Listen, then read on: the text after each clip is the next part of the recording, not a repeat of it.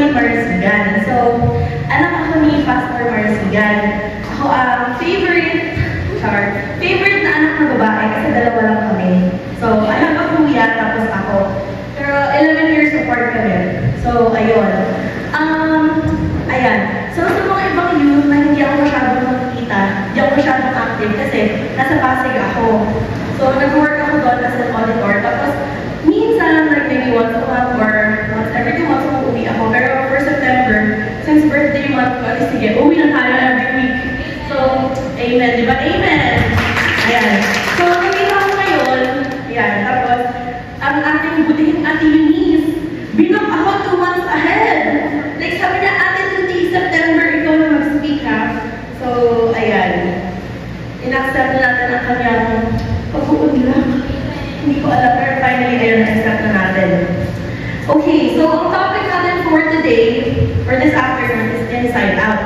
So, let us see a raise of hands. Sino na nakapanood ng franchise na yun, Inside Out 1 or Inside Out 2? Ayan, perfect. So, may mga konting hindi pa, pero gets nyo naman yung, like parang, naiintindihan nyo naman siya, di ba? Alam nyo naman yung, hindi ko magkakita kayong story, parang nakaka-relate naman kayo.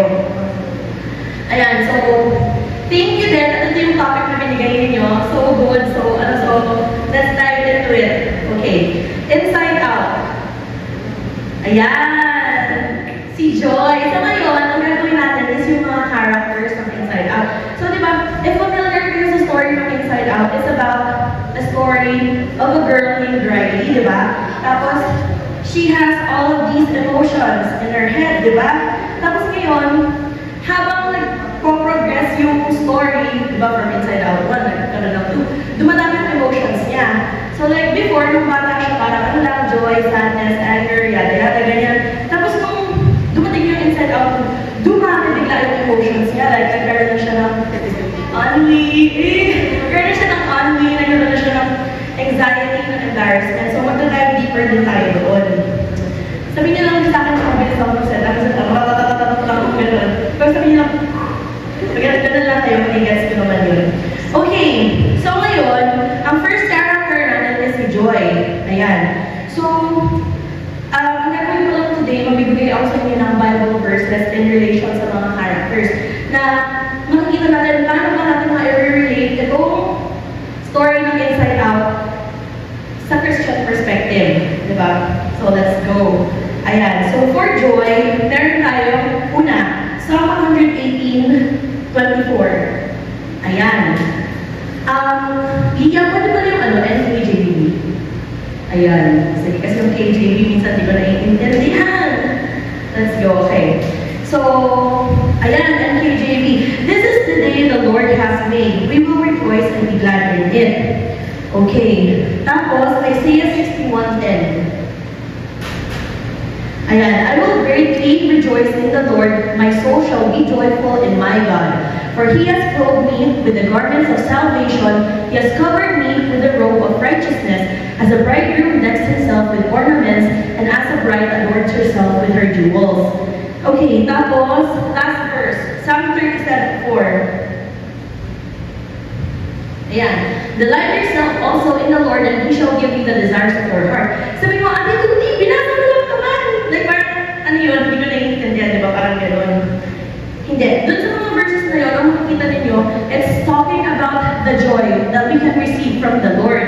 So ngayon, di ba, sa buhay natin, akala ko kasi nung una, puro maliliit na bata yung natin dito. So like, I'm very happy na medyo older kids na din pala. So like, parang, mas magkaka-relatean tayo sa isa't isa. Ayan. Pero di ba, as a teenager, di ba, or like, young adult, young professional, this life, usually, ang hirap na makahanap ng joy, di ba? Like, dati noon, parang binilan ka lang ng ganito, masaya ka na. Lumabas ka lang doon na with your friends, masaya ka na. Ngayon, parang nakapag-self-care ka na, ang dami mo na mahigil ng inner child, naubos na yung pera ko lahat. Bakit wala pa rin joy? Di ba? So that is the question. Pero ito naman, sabi naman dito sa Bible, kumbaga ba, delight yourself also in the Lord, and He shall give you the desires of your heart. Ngayon, feel ko kasi, ang paghahanap natin ng joy is very worldly. It's very ano ba, materialistic, mababaw. So, ang mangyayari is, never tayo nasa-satisfy. Halimbawa, sabihin natin, ay, basta nabili ko itong bagong phone na ito, magiging masaya na ako. Paano yun? Yearly may bagong phone, di ba? So, yearly, hindi na lang tayo magiging masaya. Kaya halimbawa, ay, basta nabili ko itong shoes na ito, magiging masaya na ako. Eh, hala, may isa pang color! So, di ba, parang hindi talaga tayo masasatisfy ng mundo. So, ayan, based sa Bible verses na binasa natin kanina, we can find joy in the Lord. So, ayun, try din natin yun. Huwag puro sa mundo maghanap, di ba? Like, let's try maghanap sa Lord. Ayan. So, ngayon, itong JOY na acronym, ano ba acronym? Basta yung JOY, growing up, lagi akong tinuturo nito. Like, sinasabi ng nanay ko, Tuti, sa lahat ng ginagawa mo, always follow JOY. So, J is for Jesus, others, O, that's why it's for you. So, ayun. Minsan, kasi diba, sa world na to, masyado tayong naging ni, or like parang para sa mental health ko, ganito, ganyan. Minsan, that's good, na you take care of yourself. Pero, minsan there is a thin line of caring for your mental health. Tapos yung other side naman ng thin line is just being entitled. Diba? Na parang lagi na lang ako. Pero like, if we try Jesus, others, you, I think mas magiging simple yung buhay natin nun. Meaning in everything that we do, laging Jesus muna, si Yeshua, unahin. Like whatever you do, do it all for Him first, diba? Tapos others. Like kumbaga sila muna, bago ikaw. And tingnan natin if magiging happier tayo. Honestly, yung bata ako, syempre, di ba? Laking church. Tapos, like, dito lang din ako nakatira. So, literally, napaka-sheltered ko nun, ano ba? In the church ako, basically. So, feeling ko, mas na-apply ko yung tata sa buhay ko, Jesus, others, you. Pero, syempre, once you grow older, syempre, mas ma-expose ka sa mundo. And like, syempre, you have more emotions na. You become more selfish din. And ang nasabi ko lang throughout the years na mas pinafollow ko yung sarili ko. Like parang sarili ko muna unahin ko kasi happiness ko naman ang nangibabaw. Kasi kumbaga ba, ikaw mawawala ka. Pero yung sarili ko kasama ko palagi. So hindi ko gagawin masaya yung sarili ko, di ba? I find it na parang, ano siya, hindi rin siya ganun kasaya. Like parang, yun nga, yung parang ma-follow ko yung desires na gusto ko at what cost, diba? So, ayun, gusto nyo try nyo din, Jesus, others, baka mas makafind kayo ng joy. Okay, sadness naman tayo. Number 2, second emotion.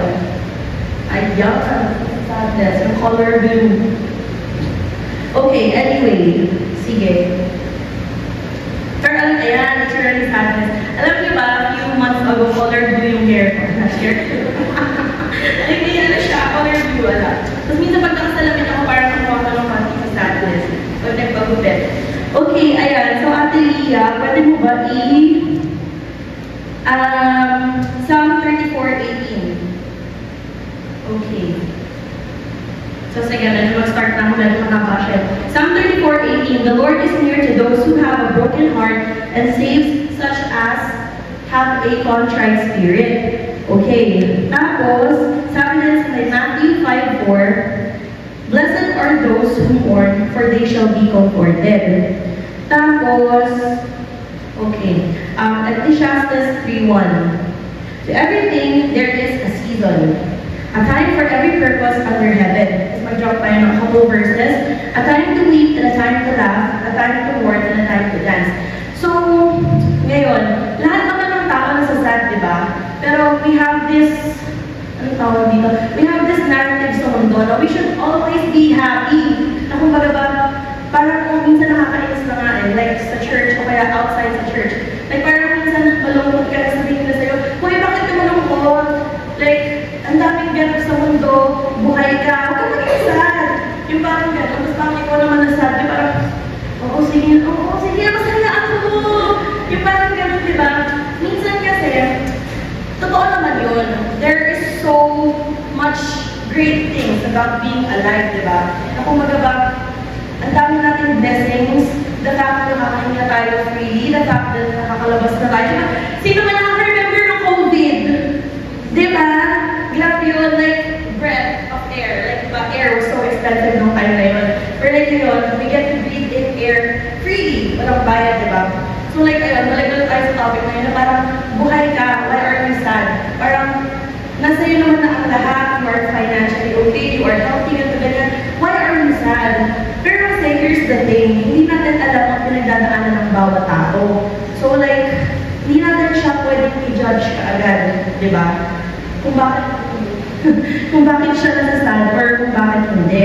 Pero, eto nga, sabi naman din sa Bible, there is a time for everything. So, if ever you find yourself na, alam mo yun, may period ng time na sad kayo, it's fine, it's okay. Huwag niyo pilitin maging masaya. Kung sad kayo, edi be sad. Diba? Sabi nga, wallow in your sadness as much as you can. Pero wag man too much, diba? Siguro, ako, I give it 1 or 2 days. Diba? Yung kumbaga parang, hindi naman siya something mabigat. Kumbaga, like parang may nangyayari lang between you and your friends. Kaya, it's something na worth being sad over. Pero hindi naman yung parang sisirain mo yung buong week mo dahil doon. Or like, sisirain mo yung mood din ng mga kasama mo sa bahay dahil doon, diba? So like, just give yourself time to weep and time to mourn. Sabi din naman yun sa Bible, diba? There is a time for everything. Okay, next slide. Anger! Hala! Okay. So, anger. Feeling ko relate ako dyan. Super. Kayo din. Feeling ko. Napipindot si anger! Diba? Ayan. So, madami tayong Bible verses dyan. Actually, dyan ata dyan nakabase yung theme natin actually, diba? Yung James. So, ang theme natin is James 19:1. 19:1? Or, tama ba? Anyway. So then, my beloved brethren, let every man be swift to hear, slow to speak, and slow to wrath. So, ayan. James 19:1. James 19:1. So, yun yung theme natin ngayon. So, ayan. Ikot-ikotin na nga lang din natin. Okay. So, ngayon, this begs, hindi ko alam yung, ito ang tanong, masama ba ang magalit? Diba? Tama si Ate Daday, hindi masamang magalit. Pero, merong reservations sa Bible. So, sabi dito sa may Ephesians 4:36, be angry and do not sin. Do not let the sun go down on your wrath. Ayan. Tapos sa may Mark 3:5, and when he had looked around at them with anger, being grieved by the hardness of their hearts, he said to the man, stretch out your hand, and he stretched it out, and his hand was restored as whole as the other. So, hindi ko pala sinabi yung context ng muling verse na yun. Pero, basically, ito. Madami tayong verses sa Bible about anger. Tapos, ang sinasabi din, it is better to be slow in anger. Kung ba, as much as you can, patience, patience, patience lagi. Pero di ba, syempre, we are only human, we go through so many emotions, tapos parang, minsan, maling mapindot ka lang, ayun na, magagalit ka na. And, ayun, di ba minsan, as Christians, parang doon tayo mag-criticize, doon tayo sasabihan, bakit ka ba nagalit na galit? Christian ka ba naman, di ako ganyan? Eh bakit? Tao lang naman eh. Di ba? So, like, lahat tayo magkakasala, lahat tayo magagalit din. Kung ba, we are just people, di ba? Kaya kailangan natin ng Lord sa ating mga buhay. So, ayun.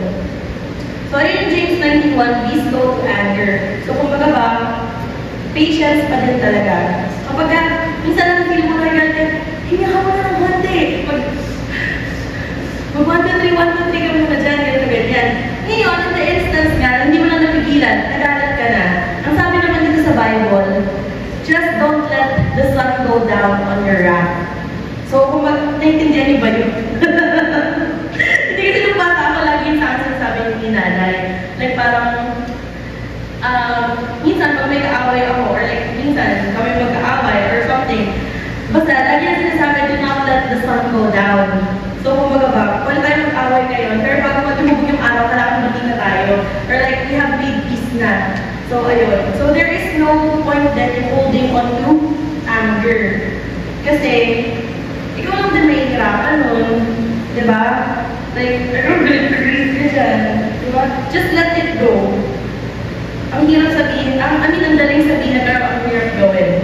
So, ayun. Pero, ito rin naman, yun nga, yung sa Mark 3:5, yung habang verse na binasa ko, can you show it to the screen again? Mark 3:5, dito, ang Lord nagalit din. So, alam niyo yung Bible verse na yun, di ba, yung pumasok ang Lord sa synagogue, biglang pinag-flip niya yung table.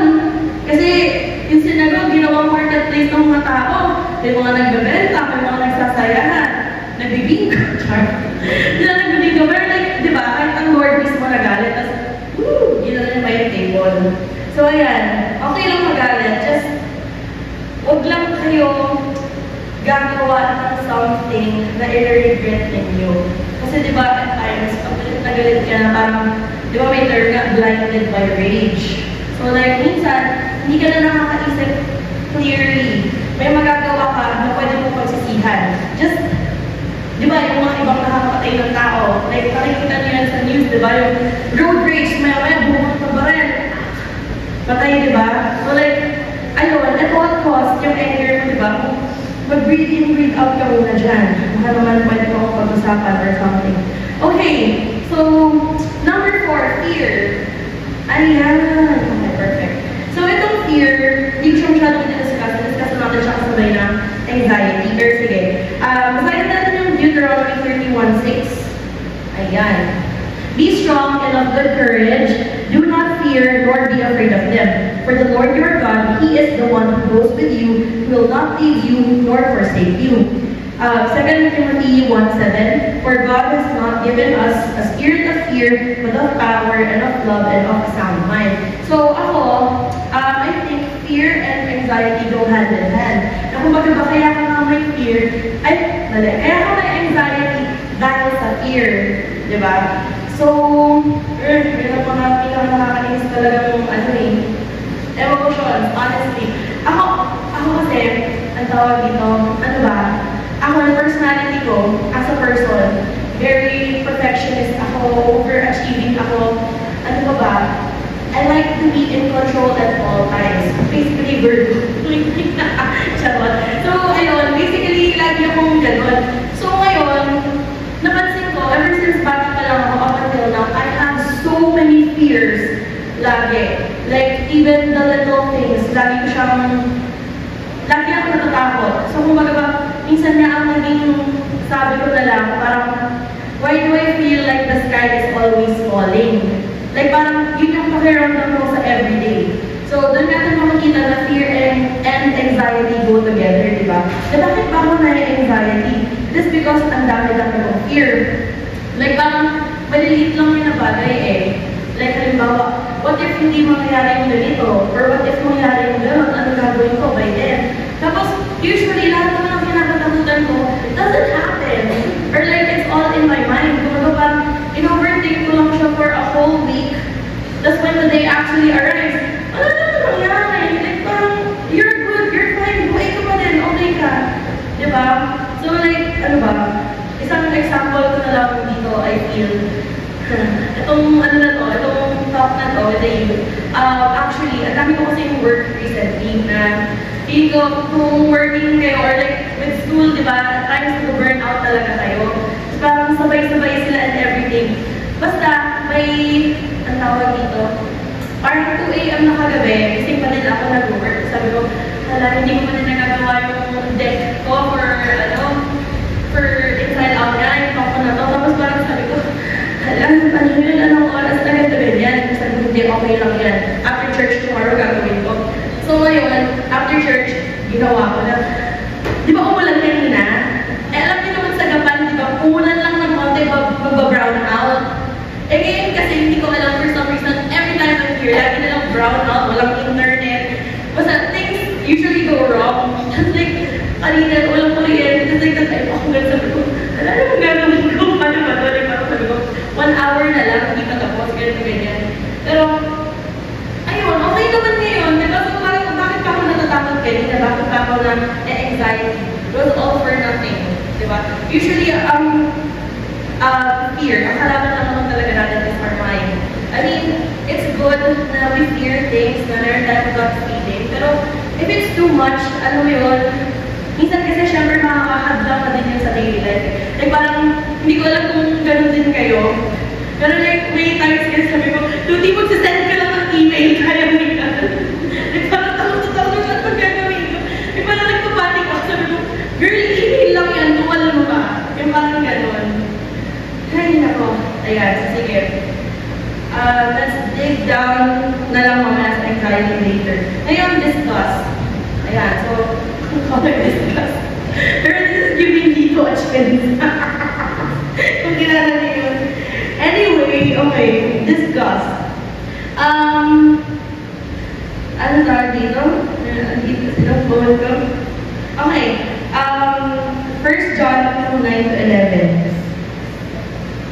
Ayan, he who says he is in the light and hates his brother is in darkness until now. Verse number 10, he who loves his brother abides in the light, and there is no cause for stumbling in him. Verse 11, but he who hates his brother is in darkness and walks in darkness and does not know where he is going, because the darkness has blinded his eyes. So ngayon, ginawa ko na lang yung discuss is kind of like hatred, di ba? Like parang, di ba, meron ibang mga tao, like parang nakikita mo parang sila, sila na yung araw mo. Kasi ito, relate na relate si nanay dyan. Like parang, yung tao na yun, okay naman siya. Hihingi lang siya na naman. Galit na galit kang gano'n. Tapos diba, makikita niyo between the two of you, sino ang mas nahihirapan sa inyo? Diba, ikaw din. Like siya, being merry and jolly with his or her life. Tapos ikaw yung parang, katagagalaw siya. Tumitirik pa yung mata mong ganyan, diba? So like, ikaw din ang nahihirapan. At ito nga, yung sabi din dun sa Bible verse kanina, ang hirap kapag sasabihin mo nasa light ka, or like, magkabalik as Christians, you're okay, ganyan. Pero meron kang hatred for another. Ang hirap dun eh.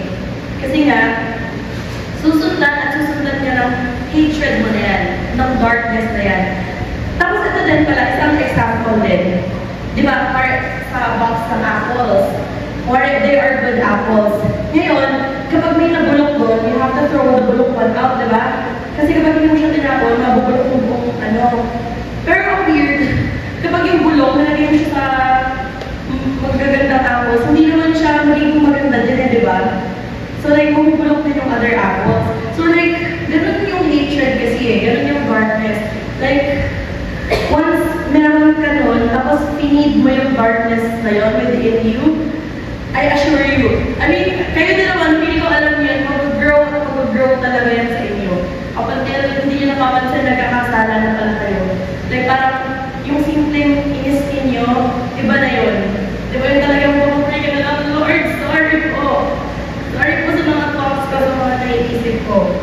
Ayan. Samantalang yung kinagagalitan mo naman, alala, masaya ang gusto ng buhay niya. So ito din, in connection with those verses, 1 John 1:6, if we say that we have fellowship with Him and walk in darkness, we lie and do not practice the truth. Ngayon, in our lives, madali naman talaga sabi na, yes, Christian ako, yes, pinafollow ko ang Lord, ganito, ganyan. Pero pag tinignan yung buhay natin, baka super laki ng gap, like ibang-iba. Diba? So how can we say na we love the Lord and we have fellowship with Him when our lives are vastly different from what we preach, diba? From what we say? Kung ba, nakakonyo nila, pero hindi natin pinawalk yung back natin. Yes, okay, ayun. Okay, tapos tayo na discuss. Ngayon, anxiety! Hala! Sino dito may anxiety? Taas kamay! Imagay-may! Ayan. Okay, so, na-remember ko lang, kung winatch namin yung inside out ko, ano kasi yun, parang free sa employees, sa office namin. So, lahat ng empleyado, we got to watch it ng sabay-sabay. Tapos, andun ako ng mga co-workers ko. Like, every time lumalabas sa anxiety, lagi na akong ginagawa, wait, Tuti, ikaw, you know, lagi na akong ginagawa. I mean, true, pero, alam mo yun, to see yourself represented sa screen, na oo nga, ako nga yun, oo nga ako yun. Tapos parang, may part pa na yung uminom siya ng energy drink. Ano ba, ito talaga, dumagan na lang yung mata niya nito. Parang sabi ko, oo nga, ako nga yun. Tapos, meron pa nung isa yung funny, yung ano siya, anxiety tornado, yung talagang gumagano na lang. Gumagano na lang siya. Tapos, co-workers ko din, sinasabi nila ako, uy, hindi si Ate Tony nag-glitch na. Kasi nga feeling ko, at times, meron din ako yung parang anxiety tornado na nangyayari. Yung, alam mo yun, ang gulo-gulo talaga sa isip mo. Tapos, syempre, what is inside will show outside, di ba? Imposible naman hindi maramdaman din ng mga kasama mo, ng mga friends mo. Mag-i-spill at mag-i-spill na talaga yan.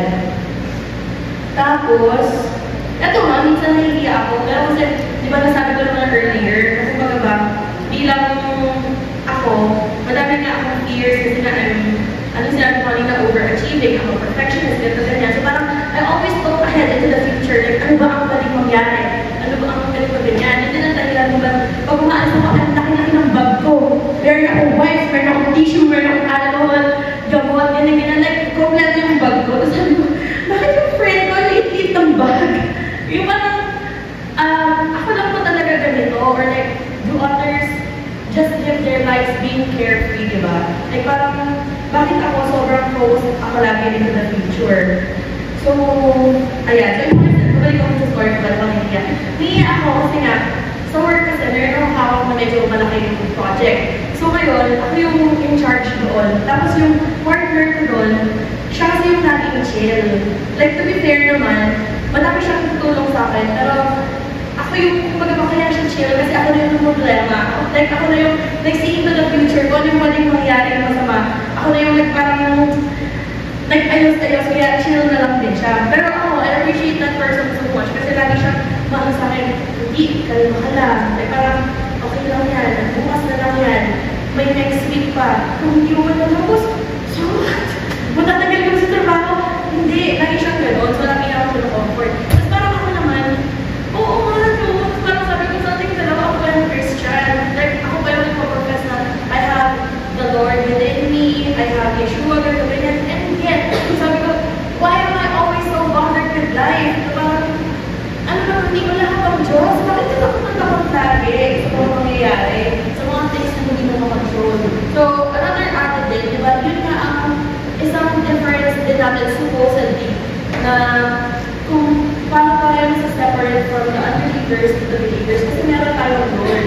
We can just imagine going through life without someone who is greater than you or like a being na greater than you. Di ba mas nakakatakot mo? Di ba mas nakakatakot ngayon parang nabubuhay ka lang knowing na walang gumawa sa'yo, di mo alam kung yung purpose mo sa mundo. Di ba? Unlike kung mabubuhay ka na parang alam mo may maker ka, alam mo may Diyos, at alam mo siya ang gumawa sa'yo. Kung baga kahit ano mangyari, wala ka naman ang magagawa kasi nandyan siya. Whether it be good or it be bad, lahat hawak niya. So like, why worry about what comes from me? Pero sige, let's go na sa mga verses. So ito din pala, medyo sapak din sa akin itong topic na to, itong anxiety. Kasi parang ako din, I always search for ways to lessen my anxiety. Like, ano ba yung mga proper breathing techniques, ganyan. Ano ba yung mga ways, okay, go for a walk, ganyan. Tapos, na-open up ko na din sa nanay ko, tsaka sa tatay ko. Sabi ko, nanay, so anxiety. Sabi ko, ayoko, parang iyak na lang talaga ako. Tapos, hindi ko alam kung minsan napapansin niyo yun, pero meron mga times na kasama ninyo ako, like, I'm present but I'm not really there. Kasi kung magkakaroon yung mind ko is somewhere deep in the trenches ng anxiety na parang nandito ako pero wala na akong mag-isip, hindi, sabi ko ba niya, yung wala na talaga, gusto ko na lang umiyak. So, ayun. Tapos, eto, si nanay, lagi na sa akin sinasabi, ano ito, basta ko siya ng Bible. Ano sa ng Bible? Parang, ano ba kaya, ano nun? Pero like, ngayon, kanina nung ginawa ko to, sabi ko, shucks. Nung parang na-life ko lang, nag-overse sa anxiety. Like, girl, ang dami, ang haba. Ngayon, nag-list lang ako dito ng konting-konting. The Bible verse about this. But if you look at the Bible, if you search, hindi mo na kailangan ng self-help book. Like, nandun pala talaga lahat. So, I guess, tama ka talaga mga magulang natin. We should listen to them. So, ayan, bigyan natin isang example. Psalm 94:19. In the multitude of my anxieties within me, your comforts delight my soul. 1 Peter 5:6-7. Therefore, humble humble yourselves under the mighty hand of God, that He may exalt you in due time, casting all your care upon Him, for He cares for you. Ito, grabe ang tama nito sa akin kanina. Like, sabi ko, hindi ka pwede mag-cry, tapusin mo muna yung lahat ng mag-cry after. Ito, Philippians 4:6-7. Kalagay naman sa Bible, be anxious for nothing, but in everything, by prayer and supplication, with thanksgiving, let your requests be made known to God. And the peace of God, which surpasses all understanding, will guard your hearts and minds through Christ Jesus. Through Yeshua. Diba? So, ayun, sabi naman ng word, be anxious for nothing. Nandito ako. Like, just give me all the stresses and all your worries, diba? I mean, kaya natin talaga nandiyan ang Lord. Kasi, tao lang tayo. Hindi natin kakayanin ang lahat. Diba? So, ayun, lesson natin yun. Kahit for me, like, literally ngayon, like, just pray it out. Diba? Ngayon, Hebrews 13:6. So we may boldly say, the Lord is my helper, I will not fear, what can man do to me? So, ayun nga, connected din tayo fear. So, ayan, anxiety and fear. So, ayun, masasabi ko lang sa inyo at sa akin, pray, talaga, pray. Alam nyo, yun nga, kasi parang may therapist nun, parang ginawang therapist ang Lord, di ba? Mag-pray ka. Di ba minsan doon siya find yourself na parang, ay, kung sana may kausap lang ako, na hindi ako i-judge. Or minsan kasi ang fear mag-open up sa parents, sa family members. Like, minsan, sa iba ka pa mag-open up. Kasi ito ang hirap din dito, di ba? Like, ako guilty din ako dito. Na instead ka pumunta sa Christian friends mo, saan ka pupunta? Doon sa mga friends mo na hindi believers, di ba? Na parang, ang bibigay na advice sa'yo, ano, sige, di ba gano'n mo na lang, huwag mo na lang pansinin, magalit ka na lang doon, bayaan mo na lang sa buhay na, kumbaga, they give you all the worldly advices. Di ba? When, dito na lahat ng advice. Nasa Bible na ng lahat, di ba? So, kumbaga, it's better to seek advice from the godly counsel compared sa worldly counsel. And of course, ayun nga, pag nag-pray ka, kumbaga, makakaraan ka sa Panginoon, tandaan ninyo, ang Lord, He is not this super big being na hindi natin ma-reach. Actually, before, I'm thinking better siya, pero kaya naman pinadala ang Lord Christ, Yeshua, di ba? Kumbaga ba, the gap between Yahweh and man was so big, di ba? So ngayon, nagbigay siya ng the way to the truth and the life, which is si Yeshua, di ba? Kumbaga ba, siya ang connection natin sa Lord. Wait lang. Si Yeshua, ang connection natin kay Yahweh. Diba? Before, sa Old Testament, diba, the priests, they had to do so many sermons, tapos yung mag-aalay pa sila ng sacrifices. Sinabi, bubulagta, patay yung priest, hindi pala siya, worthy to do the sacrifices, ganyan. Unlike tayo, we just pray. Diba? We can pray, tapos makakonect na tayo ni Yeshua kay Yahweh. Or like, sa kanya din mismo, kasi diba, God the Father, God the Son, God the Holy Spirit. Ayan. So, ayun, magpipray ka, and of course, hindi na pwede ikaw magsalita, di ba? Sa conversation, there's always two parties. So, kapag gusto mo ng advice naman sa buhay mo, try and read the Bible. Ano ba yan? Basahin mo naman kasi yung Bible, ayoko nga dyan, diba? Hindi, basahin mo yan, nandiyan ang mga advices ng life, di ba? Kumbaga ba, nandiyan ang manual kung paano ka mabuhay. Okay, so tapos na tayo sa anxiety finally. Envy naman tayo, number 7. Oh, cute. Ayan, so si envy. Pwede ba sabi ko cute yung envy? Hindi cute ang envy kasi envy is also a dark cloud. It is also a darkness. Kapag nag-start na yung kainin ka, nako. Sunod-sunod na din yan. Okay, so Proverbs 14:30. A sound heart is life to the body, but envy is rottenness to the bones. Like, yung pataan yung part na rottenness to the bones. Okay, James 3:16, for where envy and self-seeking exist, confusion and every evil thing are there. So basically, sa mga Bible verses na yan, wala na siyang ibang sinabi, kundi envy is not good. Diba? Kapag merong envy, sabi dito, every evil thing are there. Tapos, ang sabi din, envy is rottenness to the bones. Ngayon, naka-experience na ba kayo? Of course naman, yun naman. Naka-experience na ba kayo minsan ng inggit so great na parang kinoconsume ka na? Like, it's close to rage na, it's close to anger na. And like anger, kumagawa ko si fear and anxiety, magkasama ko natin si envy, tsaka si anger ganun din. Ngayon, minsan, inggit ka sa isang tao, whether kung ano man yan, magagalit ka na, di ba? Tapos parang, minsan nagiging obsessed ka pa. Ngayon, alam niyo yung kanta ni Olivia Rodrigo, yung jealousy. Familiar ba kayo doon? Wait lang, screenshot pa yung lyrics. Sabi niya dito, co-comparison is killing me slowly. I think too much about kids who don't know me. I'm so sick of myself. I'd rather be anyone else. My jealousy. Diba? Isipin mo, sa sobrang jealous ko, my jealousy started following me. Ayan. Like, sa sobrang jealous ko, sasabihin ko, I'd rather be anyone but myself.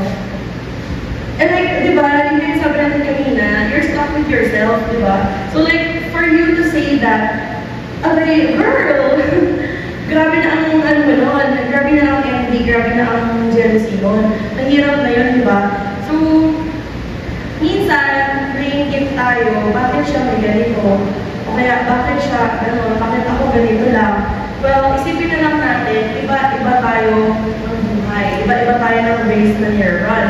And of course, halimbawa naman, sabihin natin, bakit siya pinanganak ng may pera, ganyan, bakit ako, kailangan ko magtrabaho, kailangan ko kumayad ng 9 to 5, bakit siya, ang tawag dito, tagapagmana, di ba yung mga ganun-ganun? Eh wala yun ang binigay sa kanya, yun ang binigay sa'yo. May mangyayari ba kung halimbawa, inggit na inggit ka dyan, tapos you won't do anything about your life naman. May mangyayari ba sa buhay mo kung obsessed ka lang over sa life niya? Di ba wala na naman? So kung ba, if ever, sabihin natin na inggit tayo kasi ang galing-galing niya, ganyan. O di, try to work on yourself, di ba? Like, gawin mo siyang inspiration and not an obsession, di ba? So, ayun. Ngayon, basta na ba ako ng Bible o ng isang Bible verses? Ay, hindi, ito din pala, sabi kong alala ninyo kanina, rottenness to the bones. Proverbs 14:30, a sound heart is like to the body, but envy is rottenness to the bones. Isang example dyan, yung sabi sa akin yung nanay, yung sepulcher. Alam niyo ba kung anong sepulcher? Basically, casket, kabaong. Ayun, alam niyo yung lahat yun, di ba? Ngayon, if you look at the kabaong outside, it's white, it's clean, di ba? Ang ganda sa labas. Pero if you look inside, ano naman ang kabaong? Patay, bangkay. So basically, it's dead and it's rotting. So, ang envy is kind of like that. Sa atin, sa labas na rin, okay tayo, like parang, mabait tayo, hello, my friend, gagano'n mo ba, di ba? Tapos inside, ingit ka pala. Inside pala, nabubulong ka na.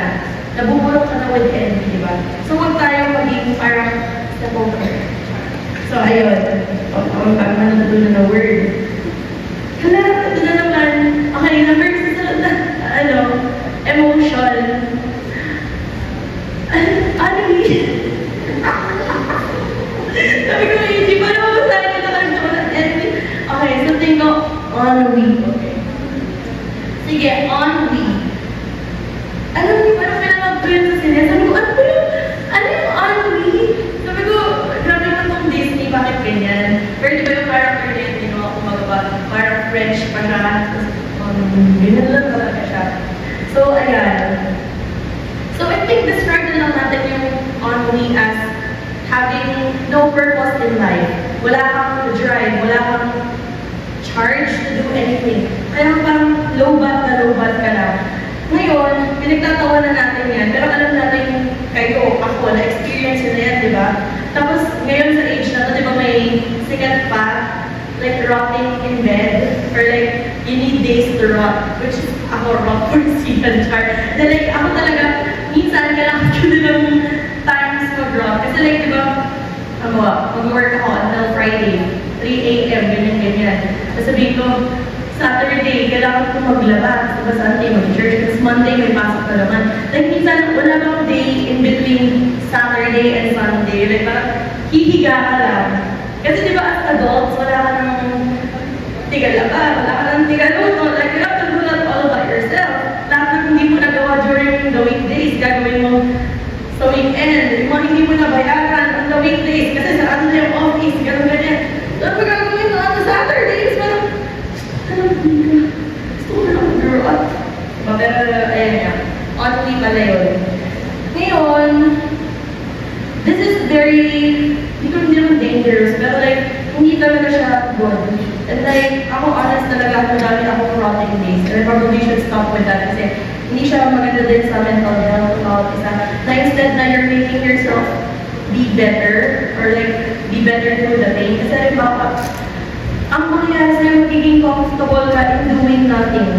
Tapos magiging domino effect yan. Like, halimbawa, ayaw mo na bumangon. So in short, ayaw mo na din maligo, ayaw mo na din mag-toothbrush, ganyan-ganyan. Tapos biglang ayaw mo dahil hindi proper yung hygiene mo, ayaw mo na lumabas, ayaw mo na makipag-meet up with other people, ayaw mo na mag-church. Like, we spend our days rotting in bed, like, TikTok, IG, di ba? So like, the world is in our hands. Ang wide ng world. Kaya natin makitayin lahat through our phones. So parang ayun, nabibigyan tayo ng escape somewhat sa mga realize natin na nag-rot na lang talaga tayo. Pero yun, gusto nyo bang mag-rot? Diba, the word itself, glamorize nila, like rotting in English, parang cute lang, pero it's not good. In Tagalog, nabubulok. So ayan, Proverbs 19:5. Laziness casts one into a deep sleep, and an idle person will suffer hunger. Tapos, 1 Timothy 5:13. And besides, they learn to be idle, wandering about from house to house, and not only idle, but also gossips and busybodies, saying things which they ought not. Hindi ko alam kung kapansin ninyo, pero like, makikita niyo ba kung sino pa yung may mga madaming ginagawa? Sila yung parang, hindi masyadong nade-depress. Like, makikita natin yung talagang mga depressed, yung kumbaga ba, hindi nila masyadong. Sige, sabihin natin kung nagtatamad-tamadan ka, like, higa ka na lang sa kama, mas doon ka mati-depress compared sa kung lalabas ka ng trabaho mo, kung pasok ka ng work, you get yourself active, unlike kung nasa kama ka lang, nakahiga. Di ba doon mo pasok yung mga thoughts Doon mo maisip, bakit ba worthless ko? Bakit ba si ganito, ganyan, tapos ako hindi. So, ngayon, doon din sinasabi na kapag on-way state tayo, pag sa state na yan, ang daming papasok sa isipan natin. Ang daming tawag dito, ang daming thoughts. And hindi lang thoughts, pwedeng sin na din. Kasi dyan yung nag-start na dito, sabi nila sa Bible, na ano yun, kapag ka-idle ka, wala kang ginagawa. Like, minsan doon ka makakaisip gumawa ng sin, kasi hindi ka busy. And yung mind mo, ganoon din. Like, ayan, hindi ka kasi pumapasok, hindi ka nag-work. Like, nandyan ka lang sa kama, o di syempre lahat ng things wrong with yourself may isip mo na. Or like, lahat ng kamalian sa mundo. So, mas lalo ka lang din na stress. So, ayun, let's not be in this state. Kung let's keep our minds active din. Ayan. Number 9 is embarrassment. Okay, mag-alala, malapit ito matapos. I promise. Okay, embarrassment.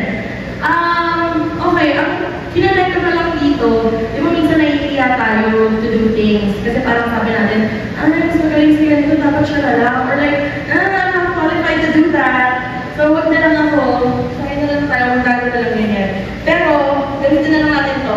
Alam na ba yung verse na to? Philippians 4:13. Oh, I can do all things through Christ who strengthens me. Diba? So, bakit tayo natatakot? Bakit tayo naiiya? Nandyan ang Lord. Wala kang strength, sa Kanya ka kumuha. Diba? Ewan ko, pero kung as a person lang kasi, sa'yo ka lang mag-depend, parang ang hirap nun. Parang literally, dala-dala mo nga yung mundo nun. Pero kung hayaan mo na lang ang Lord, siya lang problema sa mga problema mo, sa mga ano mo, mas malalay na ituload mo. Ayan, Joshua 1:9. Have I not commanded you? Be strong and of good courage. Do not be afraid, nor be dismayed, for the Lord your God is with you wherever you go. So, ayun din. Parang another, huwag ko matakot. Diyan lang ang Lord. Okay, number 10. I think this is the last emotion. Ngayon, nalaman ata ito dun sa, hindi ko naman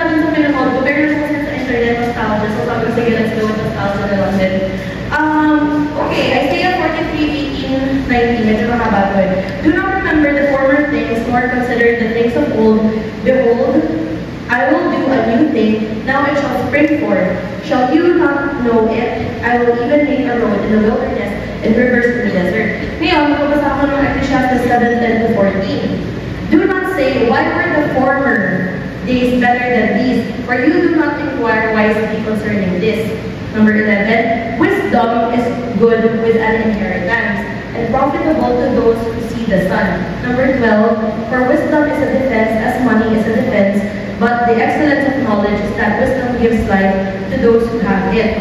13, consider the work of God, for who can make straight what he has made crooked. 14, in the day of prosperity be joyful, but in the day of adversity consider surely God has appointed the ones as well as the other, so that man can find out nothing that will come after him. So sinasabi ko sa mga Bible verses na to, like parang stop looking at the past.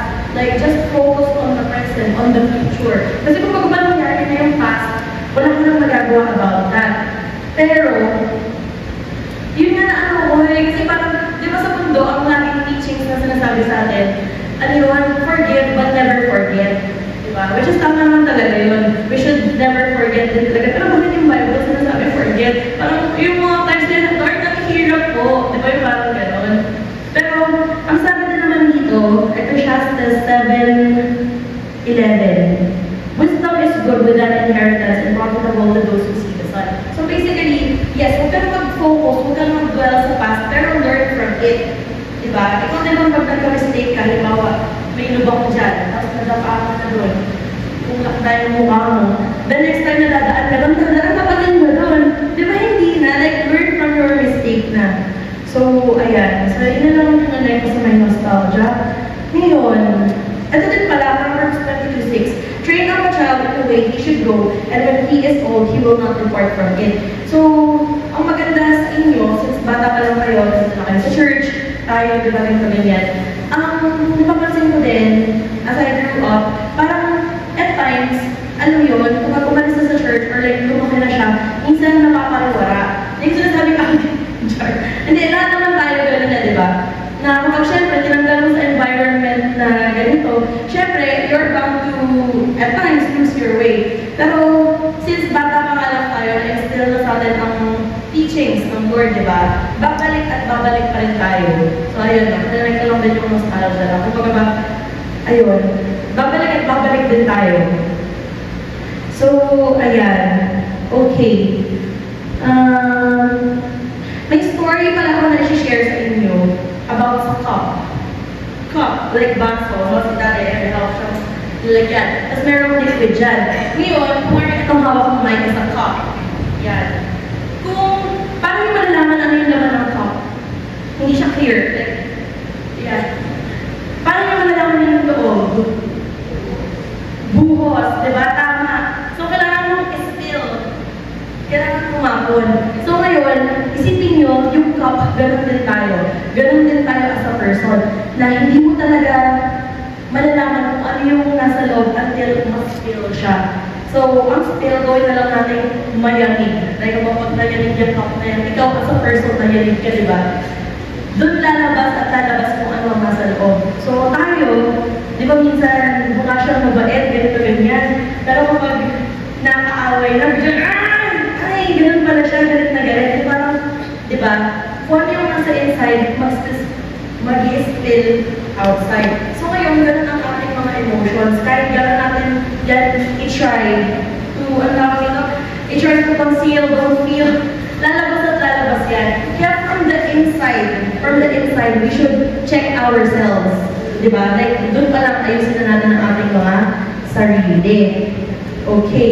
So, eto pa.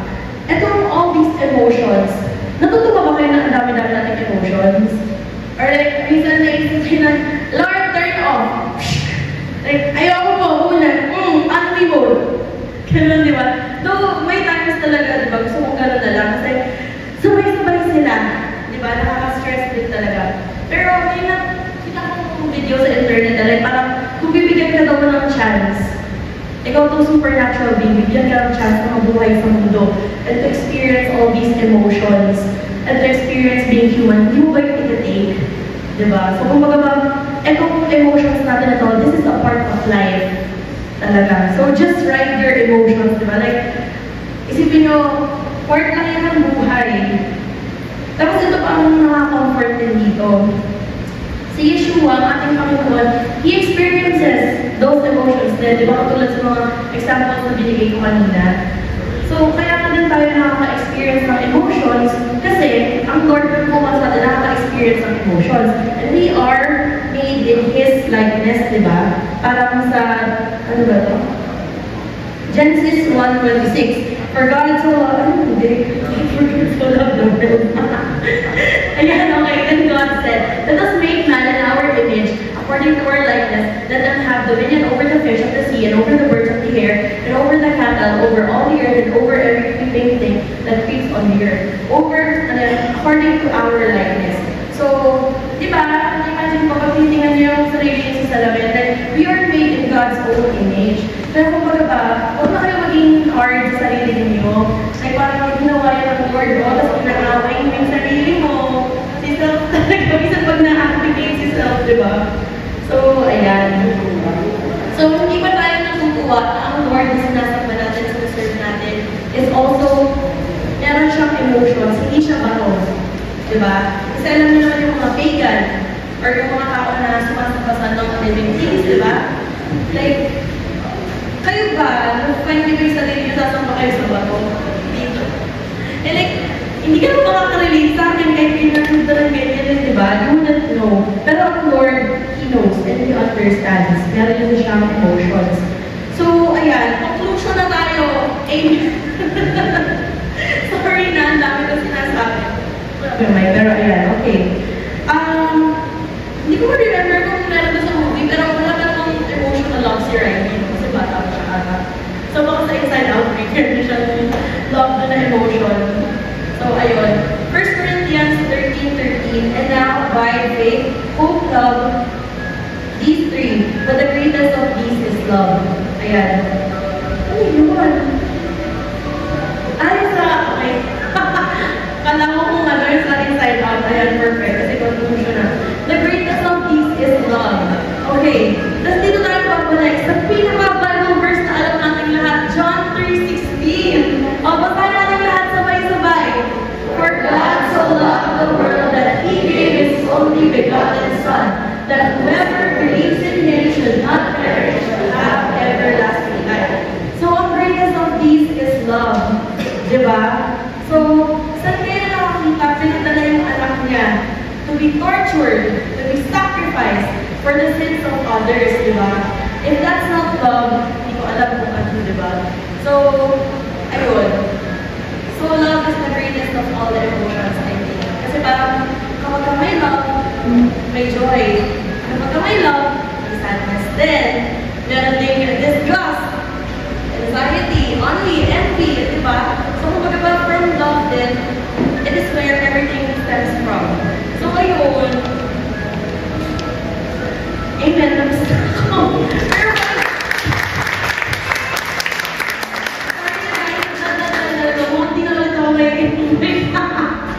Pero, ayun, yun ang ating emotions and let us keep them in check. Kung baga ba, we control our emotions do not control us. Diba? So, lagi natin yung tandaan every time we're gonna do something. Ayan. Pag di nyo kaya, Lord, help me po, please. Diba? So,